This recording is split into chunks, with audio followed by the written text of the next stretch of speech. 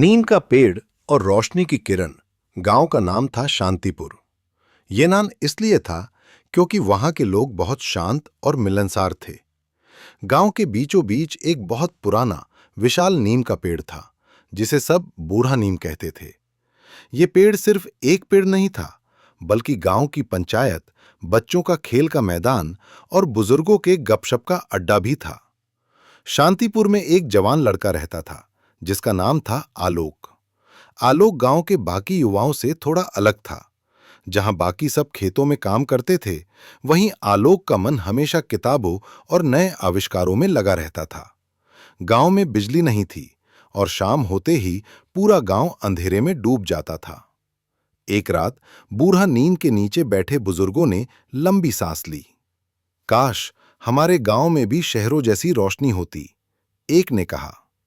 यह बात आलोक के दिल को छू गई। उसने उसी रात ठान लिया कि वो शांतिपुर को रोशन करेगा। उसके पास पैसे नहीं थे, लेकिन ज्ञान था। उसने अपनी पुरानी किताबें पलटीं और टूटी फूटी चीजों को इकट्ठा करना शुरू किया। गांव वाले उसका मजाक उड़ाते थे।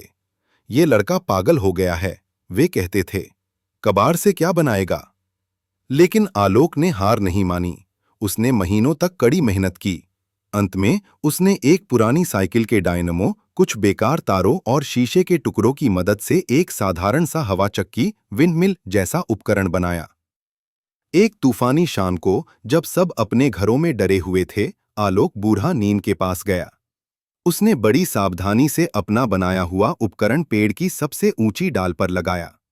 जैसे ही तेज हवा चली, चक्की घूमने लगी। और फिर चमत्कार हुआ। उस उपकरण से जुड़ी छोटी सी लाइट बल्ब जल उठा। पहले एक, फिर दूसरा और तीसरा। धीरे धीरे नीम के पेड़ के चारों ओर एक हल्की सुनहरी रोशनी फैल गई। गांव वाले अपने घरों से बाहर निकले। उनकी आंखें चौंधिया गईं। बूढ़ा नीम, जो हमेशा अंधेरे में डूबा रहता था, अब गांव के केंद्र में एक उम्मीद की किरण बनकर जगमगा रहा था। बुजुर्गों की आंखों में आंसू थे। उन्होंने आलोक को गले लगाया। वह सिर्फ एक बल्ब नहीं था, वह आलोक की लगन, गांव के प्रति उसका प्रेम और संभव होने का विश्वास था। उस दिन से शांतिपुर केवल नाम का शांतिपुर नहीं रहा, बल्कि वह रोशनीपुर भी बन गया, जहां एक छोटे से विचार ने पूरे गांव का अंधेरा दूर कर दिया।